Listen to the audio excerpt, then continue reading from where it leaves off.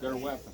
I've taken their weapon of defense away from them. Okay, what happens when you have no defense and you are potentially in a threat situation? What happens to you mentally? Stress. Right, right. Well, the same thing happens to them. Okay, and not to put an anthropomorphism on it, but they experience stress because of what they're denied in this scenario or situation. So they're automatically at a 1 as a result, okay, which is a tick above life stress that they encounter on the prairie. I go to moving them around and closing the gate on them, they achieve a 2, okay? If I do not handle them with care based on release, then they go from a 2 to a 3. The problem with achieving a 3 on a stress level is you can only return to a 2. You will never find 1 again, okay? We pass up 3 to 4. Our best day is to come back down to a 3, which is too high. Things start to jump, things start to crash into things, okay? It's not good. We pass up 4, nothing good happens after 4, okay? So the way we identify the stress is they're animal on animal aggression. They may be breathing excessively or panting excessively. And these are all things that we put into language in the industry to help people identify stress in bison. The speed that they move is not one of the indicators of stress. They're fast animals, okay? If we push them around, they're going to push back on us, and their speed will increase, okay? What we want to achieve when we're handling them is a natural speed. Whatever speed that they want to go in toward the direction or area that we're going to release them to, okay? I can tell you, after handling bison from lots of different herds and lots of different perspectives on handling bison, that the animals that are pushed are very hard to do anything with. They're very hard to offer release to, okay? And the animals that are accustomed to being handled based on release, which is the essence or the root cause of low stress management during the work, those animals stay at a lower speed and a lower stress level. And you know, thousands, I didn't come up with all this stuff, the buffalo taught me all this stuff, you know. And a lot of the things that we'll hear out of Bud Williams, Temple Grandin, those people and clinicians around low stress handling, those are all good perspectives, and those are all good baseline perspectives, but there is a twist called buffalo that it applies to. And I can tell you a personal experience working with a Bud Williams protege while he was alive. He actually worked with Bud Williams in Hawaii on a herd of buffalo, and he was running his mouth about what we should be doing that he'd heard from Bud Williams. And I said, you know what? I said, I'm with you 100%. Get in there and do the next set. 2 hours later, he comes out of the pen drenched with sweat and says, they're not cattle. You know, so they're a different animal to handle. They're visual. They sense threat in an environment where their weapon is not available to them. So, has anybody here experienced fear to the point where you want to fight? Anybody? See, I think in a school like this, we should have the cops roll in and take you all to jail and put you in a single cell. Then you would understand what they feel like once they're in here. Okay, they have nothing in here, or whatever animal you're afraid of, a big box, and you're in it, and that animal that you're afraid of. I used to say snakes, but some people like snakes. But you know, that's what they feel like in here. So where's their stress level when they're like that in here? Where do you think their stress level is? Right here, and then 3 or 4.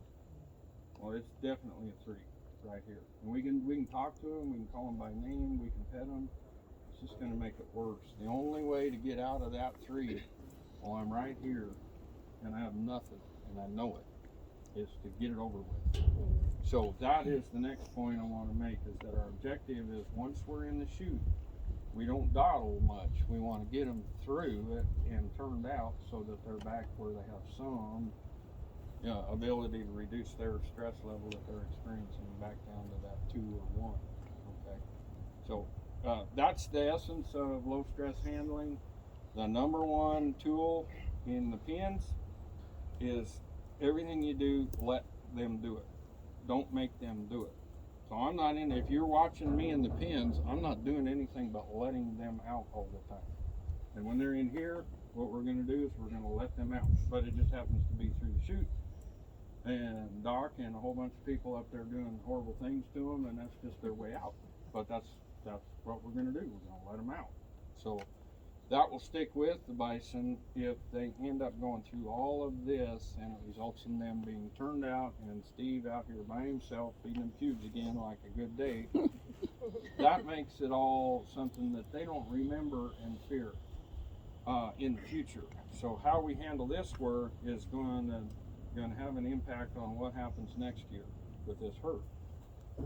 If you don't think they have a memory, I've got on video 2 orphans that learned how to drink out of a water cooler that were raised in an office by watching people.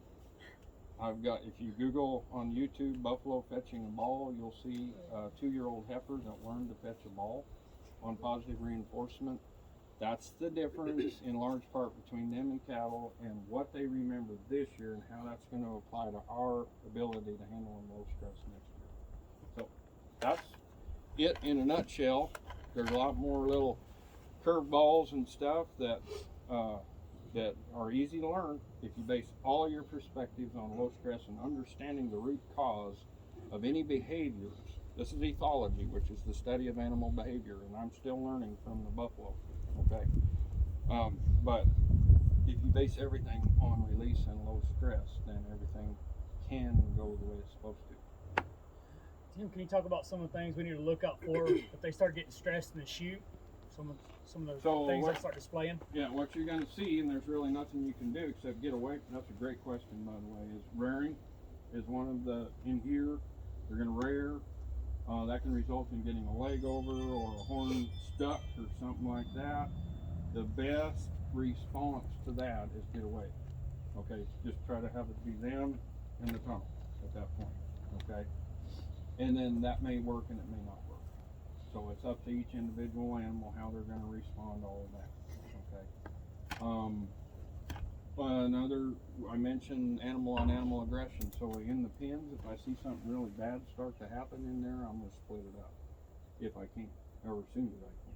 Okay, so every once in a while you may hear me call for, we got to hurry up, we got to hurry up. So I've got a bad situation happening back there that I can't do anything about. So what I need to do is loosen up the pens. That's another aspect of low stress handling.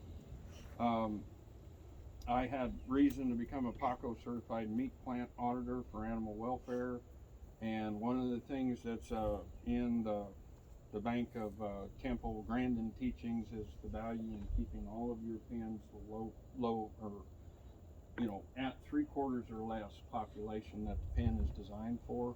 That's just an axiom of buffalo handling too. You keep the pens light, keep them low population in the pens, and they can go somewhere. And so that's why it reduces the stress. But there's actually peer-reviewed materials and research on this, and they've tested cortisol levels and everything, so it's backed up with the science of welfare and low stress. Anything else? If we're working gates over here, you need to not be standing up looking in, because you will spook them coming in, so you want to be crouched down with the gate open, and when you see them go through, slam it all the way shut. Make sure it goes all the way. Yeah. That problem last year, I think I did it a couple times, didn't close it all the way, they backed up and we bent the rods, and it just made it really tough. So your visibility makes a difference as well. So I didn't go over driving tools, okay? This is a driving tool. This is probably the best one. It's seen a little action. Point of balance is a term in livestock handling. So if you want a buffalo to go that way, you want to put pressure on it toward the front and into it like that, okay?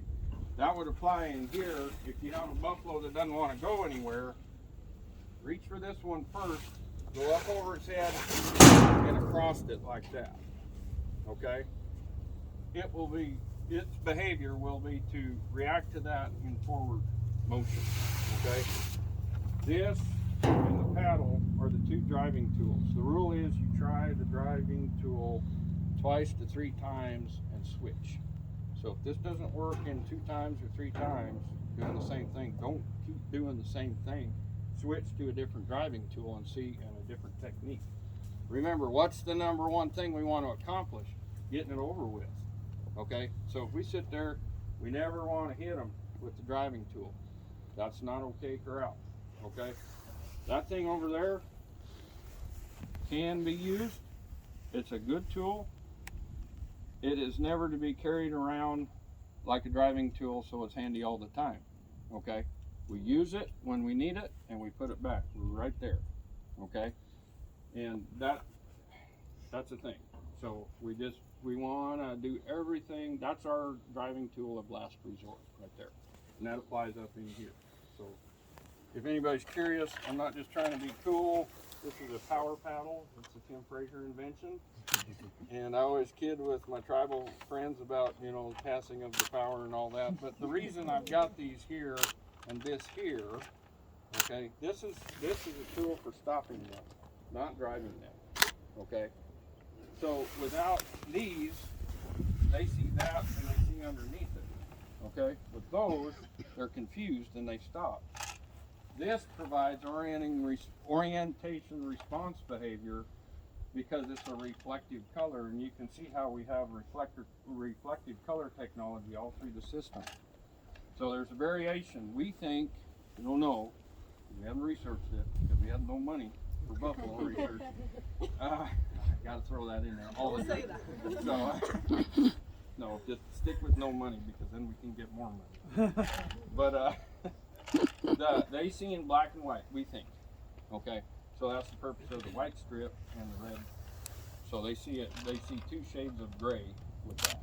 You know, it would be better if this was a dark color probably, although they wouldn't see the dark color very good. That's the reason why the color of the tarp is by design. The dark color, it confuses them. So if I wanted to attract them to it, I would make it white. Okay, but these dark colors confuse them because of how they see. So it's a study. You know, every time you work them, you're going to learn something. And the objective when you're working bison should be to learn from them something from that experience. So if you don't, you're not paying attention. So that's all I got. Ready to start? We're ready.